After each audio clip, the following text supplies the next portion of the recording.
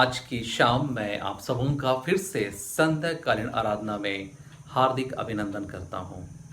मैं उम्मीद करता हूँ कि हम परमेश्वर में आनंदित हैं, हम परमेश्वर में सुरक्षित हैं और परमेश्वर की शांति में हैं। मैं ये विश्वास करता हूँ कि पूरे परिवार के साथ हम फिर से उसके पवित्र वेदी के निकट इकट्ठे होते हैं। रोमी 13 अध्याय उसके 8 पद में वचन कहता है, आपस के प्रेम को छोड़ और किसी बात में किसी के कर्जदार ना हो, क्योंकि जो दूसरे से प्रेम रखता है उसी ने व्यवस्था पूरी की है। आइए हम प्रार्थना करें। सर्वशक्तिमान दयालु पिता परमेश्वर, हम इस समय बड़े नम्रता पूर्वक आपके निकट आते हैं। आज की शाम हम आपके पवित्र वेदी के निकट अपने घुटनों के बल बैठते हैं और आपकी आराधना स्तुति करते हैं। हमारे मनों को शुद्ध करें कि हम आत्मा की सच्चाई के साथ आपकी आराधना और स्तुति करने पाएं, हमारे प्रभु यीशु ख्रिस्ट के द्वारा, आमीन। आइए परमेश्वर की स्तुति करते हुए गीत गाएंगे। गीत संख्या 169, हिम नंबर 169।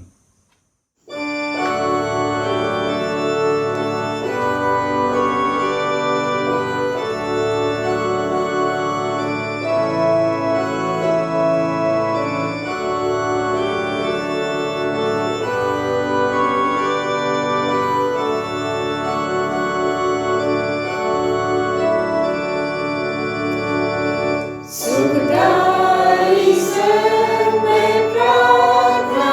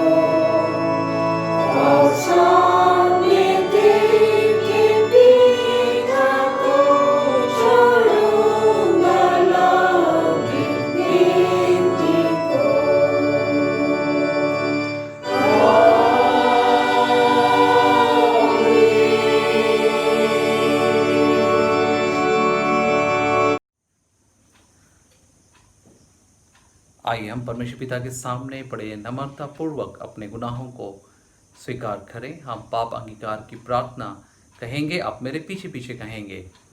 हे अत्यंत दयालु परमेश्वर, हम मानते हैं कि हमने मन वचन और कर्म से तेरे विरुद्ध पाप किया है।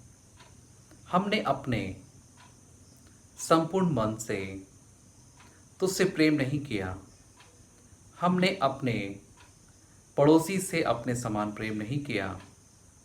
हे दयावान परमेश्वर, हम प्रार्थना करते हैं कि अतीत में किए गए हमारे पापों को क्षमा कर, वर्तमान में हमारे आचरण में सुधार कर, भविष्य में जैसा हमें होना चाहिए हमें बना, ताकि हम तेरी इच्छा को माने और तेरे मार्ग में आनंद से चलें।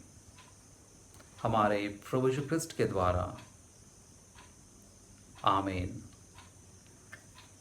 सर्वशक्तिमान और दयावान परमेश्वर हमारे सब पापों को क्षमा करे और छुटकारा दे, हमें अपने जीवन सुधारने के लिए अनुग्रह दे और पवित्र आत्मा के सामर्थ से भरपूर करे। आमीन। आइए हम प्रार्थना करें। हे सर्वशक्तिमान परमेश्वर, तेरा पुत्र प्रभु यीशु ख्रिस्ट पापियों के हाथ अपनी मृत्यु स्वीकार कर पाप पर विजय प्राप्त की।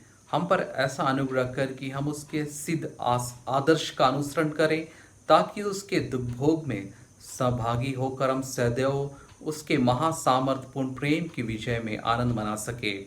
उसी के द्वारा जो तेरे पवित्र आत्मा के साथ एक परमेश्वर आप सदा जीता और राज्य करता है। आमीन। हम प्रार्थना करें उन तमाम किसान भाई बहनों के लिए जो इस वक्त अपने कृषि कार्य में व्यस्त हैं। हे सर्वशक्तिमान दयालु पिता परमेश्वर, हम प्रार्थना करते हैं अपने तमाम उन कृषक भाई बहनों के लिए प्रार्थना करते हैं जो अपने खेतों में व्यस्त हैं। पिता परमेश्वर, हम उन्हें आपके सामर्थ्य हाथ में सौंपते हैं, उनके स्वास्थ्य को आपके हाथ में सौंपते हैं। इस महामारी के समय में आप उन्हें स्वास्थ्य प्रदान करें, अच्छा स्वास्थ्य प्रदान करें कि वो बड़े मेहनत के साथ जो अपने खेत पे कार्य करते हैं पिता, वो आप में सुरक्षित किए जाएं। हम प्रार्थना करते हैं उनके खेतों को पिता भरपूरी की आशीष दीजिए, समय पे बारिश दीजिए कि उनके बीज पिता अच्छे से पौधे तैयार हो सके और वो खेत में रोपे जा सके। हम प्रार्थना करते हैं और सारी परिस्थितियों को और इस मौसम को आपके हाथ में सौंपते हैं, हमारे प्रभु यीशु क्रिस्ट के द्वारा। आमीन। हम प्रार्थना करें तमाम कोरोना वायरस से प्रभावित हमारे भाई बहनों के लिए, पूरे विश्व में इस संक्रमण से प्रभावित लोगों के लिए हम प्रार्थना करें। हे सर्वशक्तिमान दयालु पिता परमेश्वर, हम प्रार्थना करते हैं इस कोरोना महामारी से प्रभावित तमाम हमारे भाई बहन जहाँ कहीं भी हैं पिता, उन्हें आप संभालें। हम प्रार्थना करते हैं इस कोरोना महामारी से, जबकि वो अपने स्वास्थ्य को खो रहे हैं, अपनी नौकरियों को खो रहे हैं, अपने आर्थिक संसाधनों को खो रहे हैं, हम प्रार्थना करते हैं इन सबों के साथ हो। आप तो यहोवा राफा हैं, आप चंगाई देने वाले परमेश्वर हैं, आप यहोवा यीरे हैं, आप लोगों के लिए उपाय करने वाले परमेश्वर हैं। हम प्रार्थना करते हैं और इन सबों को आपके हाथ में सौंपते हैं पिता। हम बड़े आशापूर्वक आपकी ओर ताकते हैं, हमें अपने सामर्थ से परिपूर्ण कर, हमारे प्रभु यीशु क्रिस्ट के द्वारा। आमीन। आइए इस वक्त हम लोग पवित्र शास्त्र से पाठ सुनेंगे। आज के पवित्र परिवार के लिए ठहराया गया पवित्र वचन मत्ती रचित सुसमाचार उसके 5वें अध्याय उसके 37 से 48 पद तक। मत्ती रचित सुसमाचार 5वें अध्याय 38 से 48 पद तक। तुम सुन चुके हो कि कहा गया था, आंख के बदले आंख और दांत के बदले दांत। परंतु मैं तुमसे कहता हूं कि बुरे का सामना ना करना, परंतु जो कोई तेरी दाहिने गाल पर थप्पड़ मारे और उसकी ओर दूसरा ही फेर दे, यदि कोई तुझ पर नालिश करके तेरा कुर्ता लेना चाहे तो उसे दोहरे भी ले लेने दे। जो कोई तुझे कोस भर बेगार में ले जाए तो उसके साथ 2 कोस चला जा। जो कोई तुझसे मांगे उसे दे, और जो तुझसे उधार लेना चाहे उसे मुंह ना मोड़। तुम सुन चुके हो कि कहा गया था, अपने पड़ोसी से प्रेम रखना और अपने बैरी से बैर। परंतु मैं तुमसे कहता हूं कि अपने बैरी से प्रेम रखो और सताने वालों के लिए प्रार्थना करो, जिससे तुम अपने स्वर्गीय पिता की संतान ठहरोगे, क्योंकि वह भले और बुरे दोनों पर सूर्योदय करता है और धर्मी और अधर्मी दोनों पर न्याय बसाता है। क्योंकि यदि तुम अपने प्रेम रखने वालों से ही प्रेम रखो तो तुम्हारे लिए क्या फल होगा? क्या वसूल लेने वाले भी ऐसा नहीं करते? यदि तुम केवल अपने भाइयों ही को नमस्कार करो तो कौन सा बड़ा काम करते हो? क्या अन्य जाति भी ऐसा नहीं करते? इसलिए चाहिए कि तुम सिद्ध बनो, जैसा तुम्हारा स्वर्ग पिता सिद्ध है। यह परमेश्वर का जीवित वचन है। परमेश्वर का धन्यवाद हो। आइए हम फिर से परमेश्वर के जीवते वचन के निकट आए। प्रभु के दास मान्यवर पुरोहित एस डेविड आज के इस बाइबल अध्ययन में हमारे अगुवाई करेंगे। परमेश्वर उन्हें बहुतायत के साथ अपने पवित्र आत्मा के सामर्थ्य से परिपूर्ण करें। सर्वशक्तिमान ईश्वर पिता, पुत्र और पवित्र आत्मा के नाम से आमीन। हम परमेश्वर का धन्यवाद करें कि परमेश्वर ने हम सबों को उसके नाम की महिमा के लिए आज के इस पवित्र दिन में हमें ले आया है। हम उस महान परमेश्वर को धन्यवाद दें जिसने हम सबों को यह अवसर प्रदान की है कि हम मिलकर उसकी आराधना करें। और आज के इस पवित्र दिन में हम परमेश्वर के जीवित वचनों से मनन चिंतन करते हैं, क्योंकि परमेश्वर का जीवित वचन हम सब मनुष्य जाति के लिए विशेष है और उसके वचन के बिना हमारा जीवन अधूरा है। इसलिए उस परमेश्वर को धन्यवाद दें इन पवित्र वचनों के लिए जिनको उसने हम सबों के लिए प्रदान की है।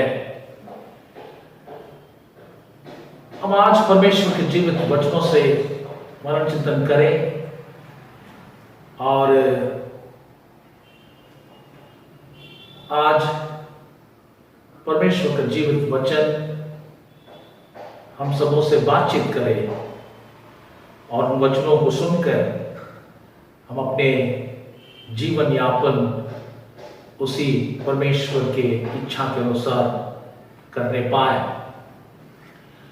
मरकुस रचित सुसमाचार उसका 12 अध्याय उसका 28 से 31 पद में यदि आप देखेंगे, वहां एक शास्त्री आकर यीशु से पूछते हैं, सबसे मुख्य आज्ञा कौन सी है? और यीशु उसके सवालों का जवाब यूं देते हैं, सबसे मुख्य आज्ञा ये है, हे इज़राइल सुन, तू अपने परमेश्वर से अपने सारे मन, अपने सारे प्राण और अपनी सारी बुद्धि और अपनी सारी शक्ति से प्रेम रख। यह पहली आज्ञा है। दूसरी यह है, अपने पड़ोसी को अपने समान प्रेम रख। इससे बड़ी और कोई आज्ञा नहीं है।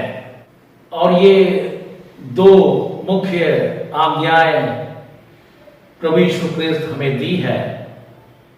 इसके पालन करने के द्वारा हम उस परमेश्वर के आदेशों को, उसकी आज्ञाओं को पालन कर सकते हैं और अपना जीवन यापन उसके इच्छा के अनुसार रख सकते हैं। अब अपने परमेश्वर से अपने संपूर्ण मन, संपूर्ण प्राण, संपूर्ण बुद्धि और संपूर्ण शक्ति से प्रेम करने के लिए हमारे लिए जरूरत है कि हम अपने पड़ोसी से अपने समान प्रेम करें। और अपने पड़ोसी से अपने समान प्रेम करने के लिए हमारे लिए और एक बात की जरूरत है जिसके बारे में आज हम बातचीत करेंगे। यदि हम अपने परमेश्वर से अपने संपूर्ण मन, प्राण, बुद्धि और शक्ति से प्रेम करना चाहते हैं तो हमारे लिए जरूरत है कि हम अपने पड़ोसी से अपने समान प्रेम करें। और यदि हम अपने पड़ोसी से अपने समान प्रेम करना चाहते हैं तो हमारे लिए जरूरत है कि हम अपने जीवन से प्रेम करें, अपने आप से हम प्रेम करें। कहने का तात्पर्य यह है, मैंने इसलिए इस बात को कहा कि अपने आप से प्रेम करना। अपने आप से प्रेम करने का मतलब यह है कि सारी बुराइयों से दूर रहना। जो बुराइयां यीशु को, उस महान परमेश्वर को अच्छा नहीं लगता है, उन बुराइयों से परे रहना, उन बुराइयों से दूर रहना।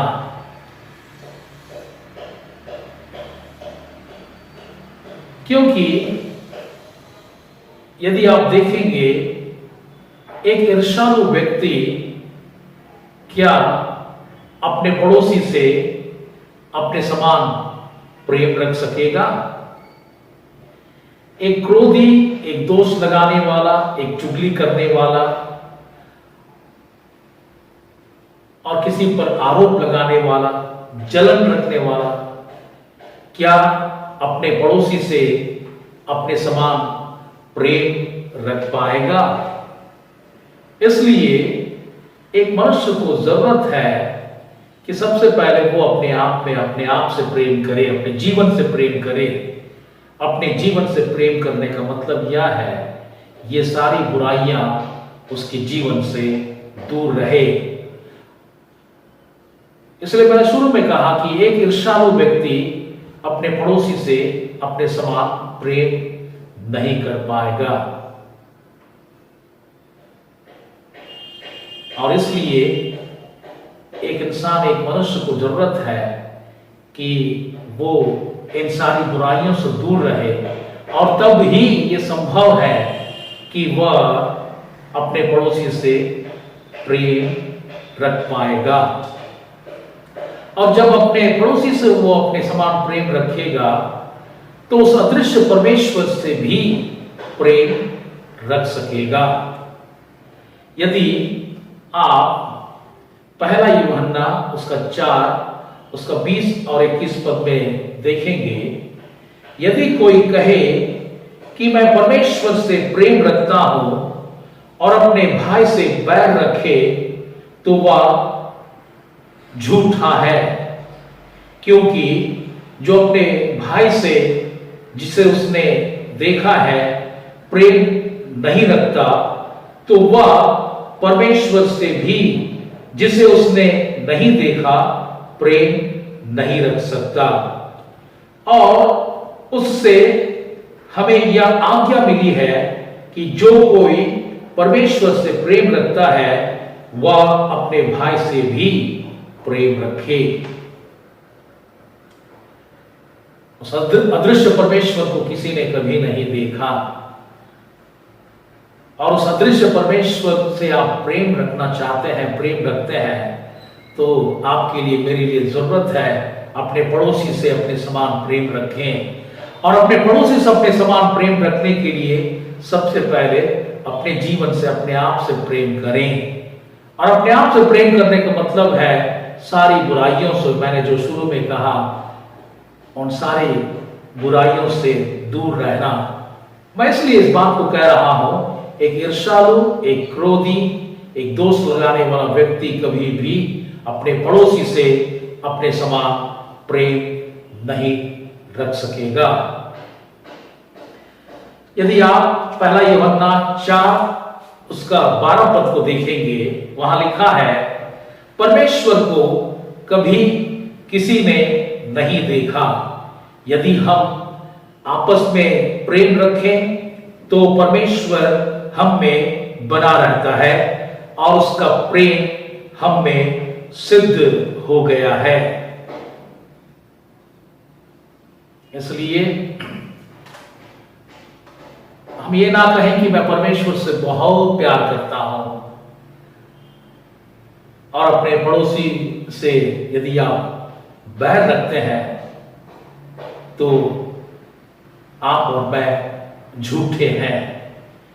क्योंकि वचन में आपने सुना, पहला यूहन्ना उसका 4:20-21 पद में, जिस भाई को दिन प्रतिदिन देखता है, उसके साथ उठता बैठता है, यदि उससे वो प्यार प्रेम नहीं रखता तो उस अदृश्य परमेश्वर से भी वो प्रेम नहीं रख सकेगा।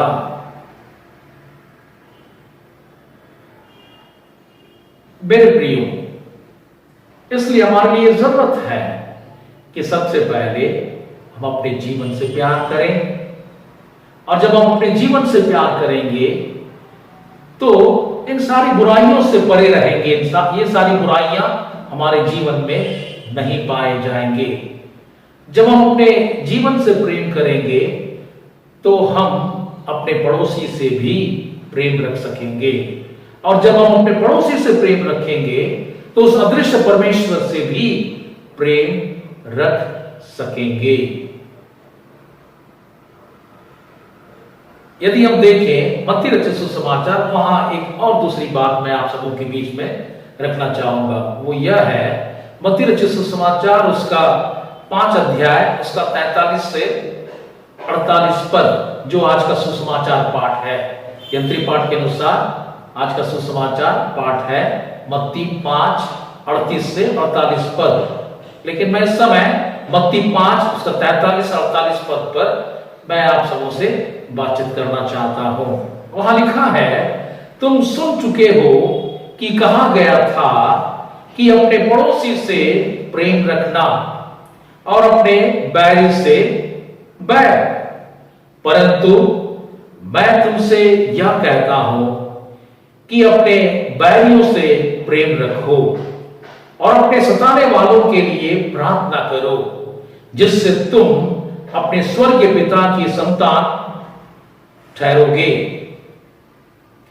क्योंकि वह भलों और बुरों दोनों पर अपना सूर्य उदय करता है और धर्मियों और अधर्मियों दोनों पर मेघ बरसाता है।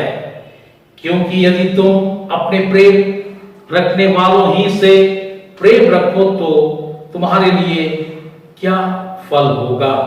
क्या महसूल लेने वाले भी ऐसा ही नहीं करते? और यदि तुम केवल अपने भाइयों ही को नमस्कार करो तो कौन सा बड़ा काम करते हो? क्या अन्य जाति भी ऐसा नहीं करते? इसलिए चाहिए कि तुम सिद्ध बनो जैसा तुम्हारा स्वर्गीय पिता सिद्ध है।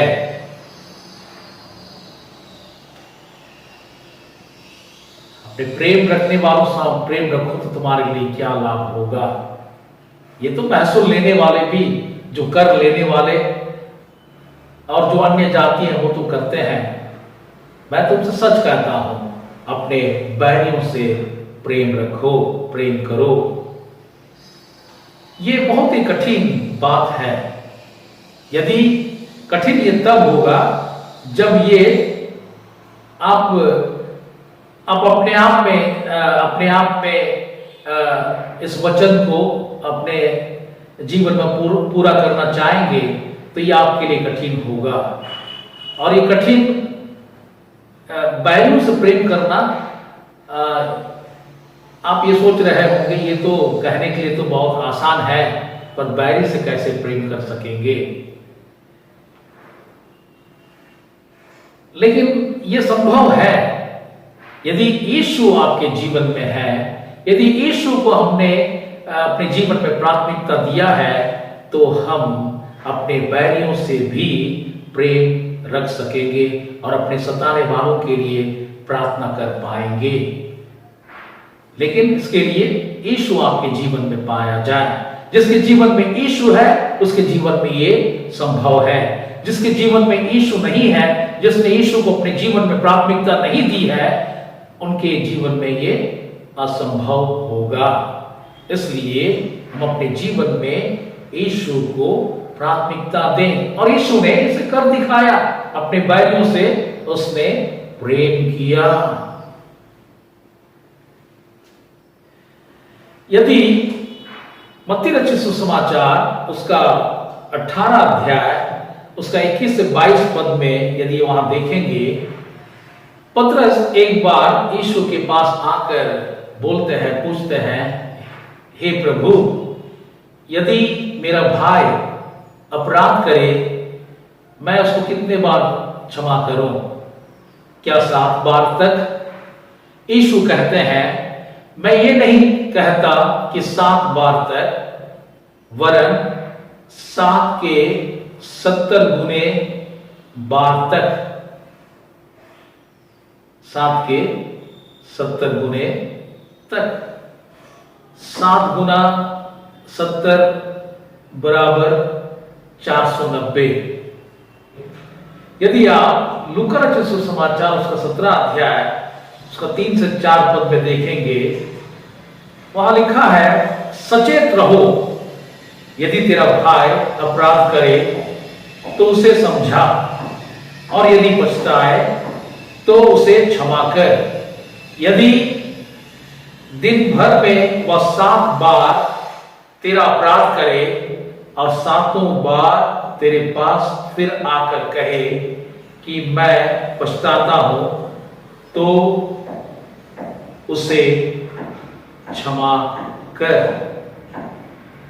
इसलिए प्रभु यीशु क्रिस्त कहते हैं, मैं ये नहीं कहता कि 7 बार, 7 के 70 गुने बार, और मैंने कहा कि 7 गुना 70 बराबर 490 बार। यदि आप देखेंगे भजन उसका 90 उसका 10 पद में लिखा है, उसके अनुसार हमारी आयु जो है 70 है। भजन 90:10 के अनुसार हमारी आयु के वर्ष 70 है। अब आप जोड़िएगा, आयु 70 गुना 7 बार गुना महीना में 30 दिन, कभी कभी 31 दिन भी आता है, हम 30 दिन को जोड़ते हैं।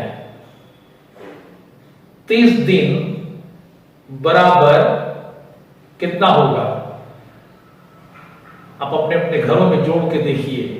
मैं फिर उसको कह दूं, आयु के वर्ष 70 गुना दिन में 7 बार गुना 30 दिन, महीना में 30 दिन बराबर, यदि आप देखेंगे 14,700 बार।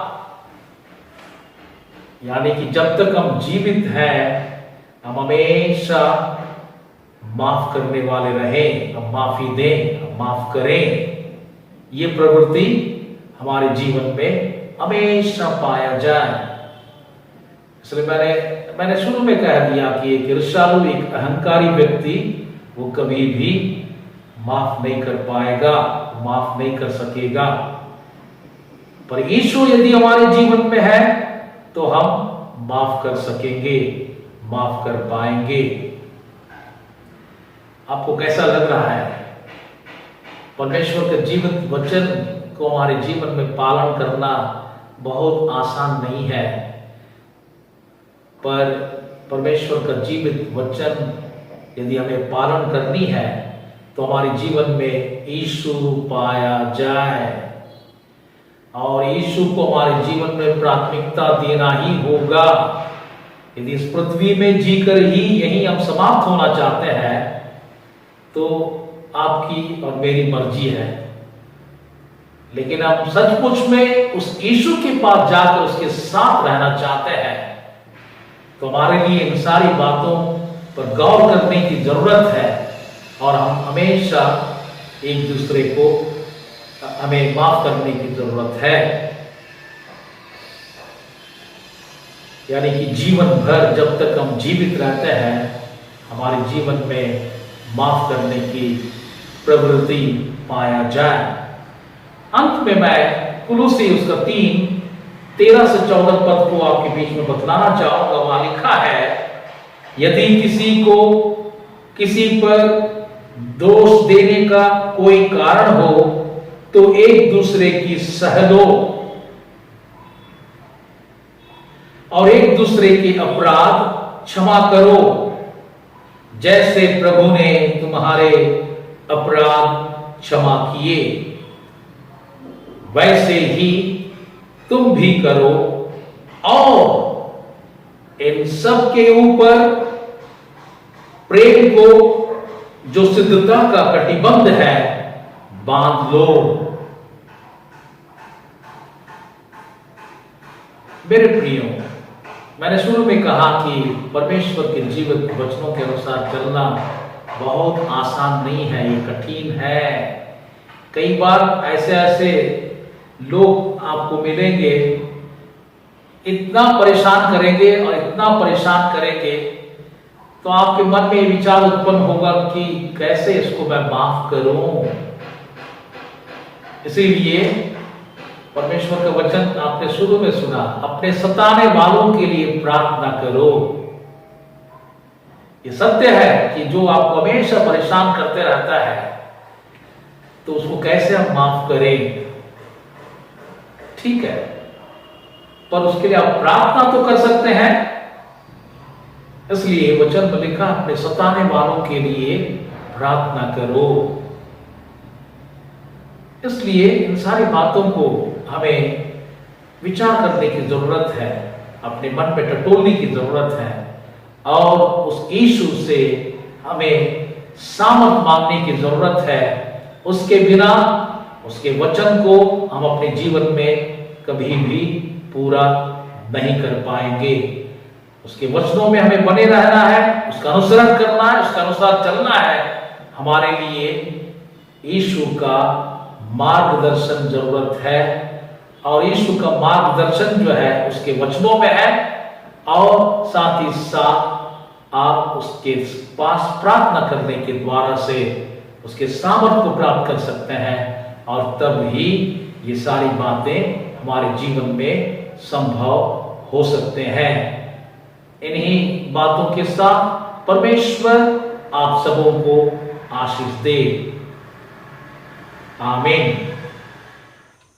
आइए इस वक्त हम लोग गीत गाएंगे और इस गीत के समय अपनी भेंट हम लोग परमेश्वर पिता के निकट अर्पण करें। प्यार है महान तेरा प्यार है जहां, मैं जो पहले मुर्दा था तूने डाली मुझ में जान। तेरा प्यार है महान तेरा प्यार है जहां, मैं जो पहले मुर्दा था तूने डाली मुझ में जान। क्यों ना बोलूं फिर मैं तेरी जय जयकार, क्यों ना बोलूं फिर मैं तेरी जय जयकार। जय जयकार जय जयकार, तूने मेरे लिए क्या कुछ ना किया। जय जयकार जय जयकार, तूने मेरे लिए क्या कुछ ना किया। मेरी सूरत बिगड़ी थी, मेरा दिल था खाली, तूने सींचा था खून से ताकि आए हरियाली। मेरी सूरत बिगड़ी थी, मेरा दिल था खाली, तूने सींचा था खून से ताकि आए हरियाली। क्यों ना बोलो फिर मैं तेरी जय जयकार, क्यों ना बोलूं फिर मैं तेरी जय जयकार। जय जयकार जय जयकार, तूने मेरे लिए क्या कुछ ना किया। जय जयकार जय जयकार, तूने मेरे लिए क्या कुछ ना किया। आई जीवन में खुशी, आई अधी जिंदगी, तू है जिंदा साफिया, तूने यह है किया। आई जीवन में खुशी, आई अधी जिंदगी, तू है जिंदा साफिया, तूने यह है किया। क्यों ना बोलूं फिर मैं तेरी जय जयकार, क्यों ना बोलूं फिर मैं तेरी जय जयकार, जय जयकार जय जयकार। तूने मेरे लिए क्या कुछ न किया, जय जयकार जय जयकार। तूने मेरे लिए क्या कुछ न किया, अपनी रूह से भर दिया, अपनी शक्ति मुझको दी, ताकि दूं मैं गवाही तेरे जी उठने की। अपनी रूह से भर दिया, अपनी शक्ति मुझको दी, ताकि दूं मैं गवाही तेरे जी उठने की।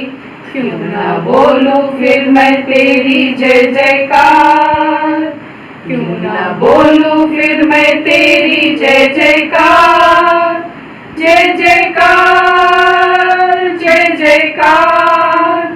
तूने मेरे लिए क्या कुछ न किया, जय जयकार जय जयकार। तूने मेरे लिए क्या कुछ न किया। आमीन। आइए अपने भेंट को हम आगे रखें, हम उनके लिए प्रार्थना करें। सर्वशक्तिमान दयालु पिता परमेश्वर, हम प्रार्थना करते हैं और बीते समय में आपकी सुरक्षा, आपकी उपस्थिति के लिए आपको धन्यवाद कहते हैं और अपने धन्यवादी हृदय को इस भेंट के द्वारा हम प्रकट करते हैं। इसे स्वीकार कीजिए कि आपकी कलीसिया में बहुतायत के साथ इस्तेमाल किए जाएं हमारे प्रभु यीशु क्रिस्ट के द्वारा। आमीन। हे प्रभु हम पर दया कर, हे ख्रिस्ट हम पर दया कर, हे प्रभु हम पर दया कर। हे हमारे पिता तो जो स्वर्ग में है, तेरा नाम पवित्र माना जाए, तेरा राज आवे, तेरी इच्छा जो स्वर्ग में पूरी होती है वैसे पृथ्वी पर भी हो। हमारे दिन भर की रोटी आज हमें दे और हमारे अपराधों को क्षमा कर जैसे हमने अपराधियों को क्षमा किया है, और परीक्षा में ना डाल परंतु बुराई से बचा, क्योंकि राज्य पराक्रम और महिमा पर सर्वदा आपकी है। आमीन। हम प्रार्थना करें। इस समय हम सर्वप्रथम प्रार्थना करें पूरे जगत में शांति के लिए। परमेश्वर अपनी शांति हम सबों के ऊपर उंडेल दे। हे सर्वशक्ति पिता परमेश्वर, हम आपको धन्यवाद देते हैं पिता आज के सुंदर दिन के लिए। पिता आपने हमें दिन भर संभाले रखा, सुरक्षित रखा, हम सभी को पिता आपने अपने संरक्षण में बनाए रखा है, इसके लिए हम आपको धन्यवाद देते हैं पिता। इस समय हम आपसे प्रार्थना करते हैं पिता कि आज हमसे जो भी भूल चूक हुई है उसके लिए हम आपसे क्षमा मांगते हैं पिता। आप कृपा करके हमारी हर एक गलतियों को, हमारे हर एक पापों को पिता क्षमा कीजिए। हम हर एक के मनों को छूइए, शुद्ध और पवित्र कीजिए पिता, हमें सही मार्ग दिखाइए। हम इस समय पिता आपसे प्रार्थना करते हैं इस पूरे देश में पिता आप अपनी शांति प्रदान कीजिए। हम प्रार्थना करते हैं पिता इस पूरे जग में पिता आप आशीष दीजिए पिता कि हर एक जन एक दूसरे से मेल प्रेम के साथ रहने पाए। हम प्रार्थना करते हैं पिता इस समय हर एक लोग पिता आपसे दूर होते जा रहे हैं। हम प्रार्थना करते हैं पिता इस पूरे जगत में पिता आज प्रेम की कमी है पिता, आज लोग एक दूसरे से प्रेम पूर्वक नहीं रह पाते हैं पिता। हम प्रार्थना करते हैं हर एक जन को हम आपके हाथों पर सौंप देते हैं। हम आपसे प्रार्थना करते हैं पिता कि हर एक जन आपके नाम से उद्धार को प्राप्त करने पाए और हर एक जन आपकी आशीषों को ग्रहण करके पिता एक दूसरे के साथ मेल पूर्वक रहने पाए, मिलजुल कर रहने पाए। जिस तरह पिता आपका वचन कहता है कि शांति का परमेश्वर आप भी तुम्हें पूरी रीति से पवित्र करता है, उसी प्रकार पिता हम आपकी आशीषों को चाहते हैं। आप हर एक के जीवन में पिता अपनी आशीषों को दे दे पिता, ताकि हर एक जन आपके नाम से उद्धार को प्राप्त करने पाए और उस शांति को प्राप्त करने पाए पिता, और पवित्रता से आपकी सेवकाई के हर एक कार्य को करने पाए और अपने योगदान पिता आपकी आज्ञाओं को मानने में देने पाए और आपकी इच्छा अनुसार पिता अपने हर एक कार्य को करने पाए और अपने जीवन के द्वारा पिता हर एक जन आपको धन्यवाद देने पाए और हर एक लोगों के द्वारा पिता आपको महिमा मिलने पाए। धन्यवाद देते पिता हर एक बातों के लिए, और एक प्रार्थना हम आपके प्रिय पुत्र यीशु ख्रिस्ट के नाम से मांगते हैं, सुनो और दया से ग्रहण कीजिए। आमीन। आइए हम प्रार्थना करें उन तमाम बीमार भाई बहनों के लिए जो अलग अलग बीमारियों से ग्रसित हैं, मानसिक या शारीरिक रूप से बीमारी से ग्रसित हैं। हम उनके लिए प्रार्थना करें। आइए हम लोग सभी बीमार व्यक्तियों के लिए प्रार्थना करें। परमेश्वर का वचन यिर्मयाह 30:17 में कहता है, मैं तेरा इलाज करके तेरे घावों को चंगा करूंगा, यहोवा की यह वाणी है। इस वचन के अनुसार आइए हम लोग प्रार्थना करें। स्वर्गीय पिता, महान सामर्थ्य परमेश्वर, धन्यवाद के साथ आपके चरणों में आते हैं प्रभु जी। और सारे बीमार लोगों को आपके चरणों में रखते हैं, चाहे वो हमारे घर परिवार के व्यक्ति हों, वृद्ध व्यक्ति हों प्रभु जी, चाहे कलीसिया के लोग हों, चाहे हमारे राज्य के लोग हों, हमारे देश के लोग हों, सारे विश्व के लोग हों प्रभु जी, जितने सारे किसी भी बीमारी से पीड़ित हो, चाहे वो हार्ट डिजीज हो, डायबिटीज हो और ब्लड प्रेशर की बीमारी हो प्रभु जी, या किडनी की बीमारी हो, किसी भी तरह का प्रभु जी, फोड़ा हो, फुंसी हो, कैंसर हो प्रभु जी, असाध्य रोग लगे हैं, मानसिक रोग हैं प्रभु जी, और किसी तरह का ऑपरेशन हुआ, हड्डियों में, जोड़ में आर्थराइटिस हो या किसी भी तरह का बीमारी हो, दुर्बलताएं हो प्रभु जी, कमजोरियां हैं प्रभु जी, आत्मिक कमजोरियां हैं, चाहे किसी भी तरह की बीमारी हो प्रभु जी, हर एक बीमारों को प्रभु जी आपके चरणों में लाते हैं। हमारे कलीसिया के हर एक लोगों को आपके चरणों में लाते हैं जो बीमार हैं प्रभु जी, ओल्ड एज हो गए हैं प्रभु जी, कमजोर हो गए हैं, दुर्बल हैं प्रभु जी, बच्चों को जो बीमार हैं प्रभु जी, और जितने भी लोग बीमार हैं सभी को प्रभु जी आपके चरणों में लाते हैं। हाँ दयालु परमेश्वर, तू हमारा चंगा करने वाला परमेश्वर है, तू दया करने वाला परमेश्वर, अनुग्रहकारी, विलम्ब से क्रोध करने वाला, दुख देकर पछताने वाला। तब आपके चरणों में आते हैं, सारे बीमारों को चंगा करने का निवेदन लाते हैं प्रभु। यीशु मसीह आप तेरे कोड़े खाने से हम चंगे होते, तेरे क्रूस के मृत्यु से हम प्रभु जी चंगे होते हैं। अपने लहू से हर एक को धो के शुद्ध और पवित्र कीजिए, अपने लहू से प्रभु जी हर एक बीमार को चंगा कीजिए, और हाँ पिता सबको बलवंत कीजिए। आपकी सामर्थ हर एक कमजोर दुर्बल व्यक्तियों के जीवन से बहने पाए प्रभु जी। हर एक परिवार में जितने कोई भी बीमार है सबको आपके हाथ में समर्पित करते, चाहे हमारे पास्टर के कलीसिया के पास्टर हो प्रभु जी, चाहे अधिकारीगण हो, चाहे हमारे पुरोहितगण हो, जो भी बीमार है सबको आपके हाथ में समर्पण करते हैं। हर एक को चंगा कीजिए प्रभु जी, दया कीजिए। चंगा करने के लिए हृदय से धन्यवाद देते हैं। प्रार्थना यीशु मसीह के नाम से मांगते हैं, जैसे सुनिए, स्वर्ग के राज्य में ग्रहण कीजिए, आमीन। हम प्रार्थना करें जवानों एवं बच्चों के लिए, और विशेष करके उन जवानों के लिए जो नौकरी की खोज में हैं, परिश्रम कर रहे हैं। हम बच्चों के लिए प्रार्थना करें जो अभी स्कूल तो नहीं जा पा रहे, लेकिन घर पर वो शिक्षा ग्रहण कर रहे हैं, हम उनके लिए प्रार्थना करें। आंखों को बंद करें।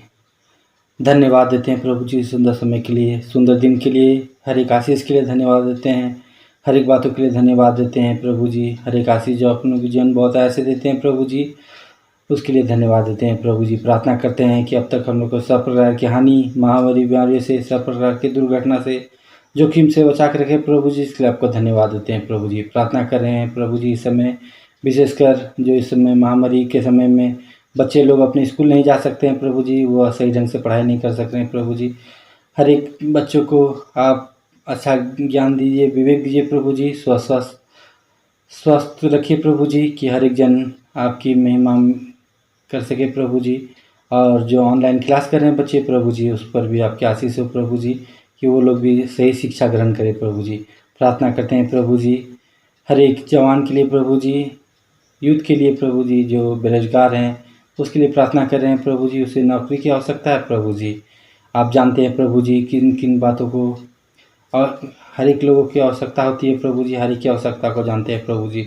मांगने से पहले आप पूरा करते हैं प्रभु जी, मांगने से पहले हर एक को देते हैं प्रभु जी, इसके लिए आपको धन्यवाद देते हैं प्रभु जी। हर एक की आवश्यकता के अनुसार उसको दीजिए प्रभु जी, हर एक को जो भी घटी कमी है प्रभु जी अपनी बहुत आयत में उसको पूरा कीजिए प्रभु जी। जितनी कोई किसी प्रकार की मुसीबत में है प्रभु जी, उसकी सहायता मदद कीजिए, हर एक की आवश्यकता को पूर्ति कीजिए प्रभु जी। हर एक बातों के लिए धन्यवाद देते हैं प्रभु जी। हम में से हर एक के जीवन से आपकी इच्छाएं पूर्ण हो। हर एक आदर महिमा अपने प्रभु यीशु ख्रिस्ट के देते हुए प्रार्थना को अपने उद्धार करता दयालु जीत में सब यीशु ख्रिस्ट के नाम से मांगते, दया से सुनिए, स्वर्ग राज में ग्रहण कीजिए, आमीन। हम प्रार्थना करें। हे परमेश्वर, तू सबका पिता है, स्वर्ग का समस्त समुदाय तेरा गुणगान करते हैं। वर दे कि समस्त मानव जाति भी तेरी आराधना करे, सब राष्ट्र तेरी आज्ञाओं का पालन करे, सब भाषाएं तुझको स्वीकारें और सब लोग तुझसे प्रेम करे, तेरी सेवा करे और तुझ में पूर्ण शांति प्राप्त करे, हमारे प्रभु यीशु ख्रिस्ट के द्वारा, आमीन। हे प्रभु, हमारे अंधेरे को उजाला कर, अपनी महान कृपा से इस रात के सब जोखिमों और संकटों से हमारी रक्षा कर, अपने पुत्र हमारे उद्धारकर्ता यीशु ख्रिस्ट के प्रेम के निमित्त, आमीन। हे सर्वशक्तिमान परमेश्वर, तूने ऐसा अनुग्रह किया है कि हमने एक समय इच्छित होकर तुझसे अपनी साधारण विनतियां की हैं। तो प्रतिज्ञा करता है कि जब 2 या 3 नाम से इकट्ठे हो तब मैं उनका मांगा वर दूंगा। अब हे प्रभु अपने दासों के मनोरथ और विनती इस रीति से पूर्ण कर जिनसे उनका परम लाभ हो। इस लोक में अपने सत्य का ज्ञान और परलोक में अनंत जीवन हमें दान दे। आमीन। हम आशीष वचन ग्रहण करें। हम तुम्हें परमेश्वर के अनुग्रह रक्षा में सौंपते हैं। प्रभु तुम्हें आशीष दे, तुम्हारी रक्षा करे। प्रभु अपना मुख तुम पर प्रकाशित करे और तुम पर अनुग्रह करे। प्रभु अपना मुख तुम्हारी ओर करे और तुम्हें शांति दे, अब और सर्वदा। आमीन। आप सबों को यीशु सहाय।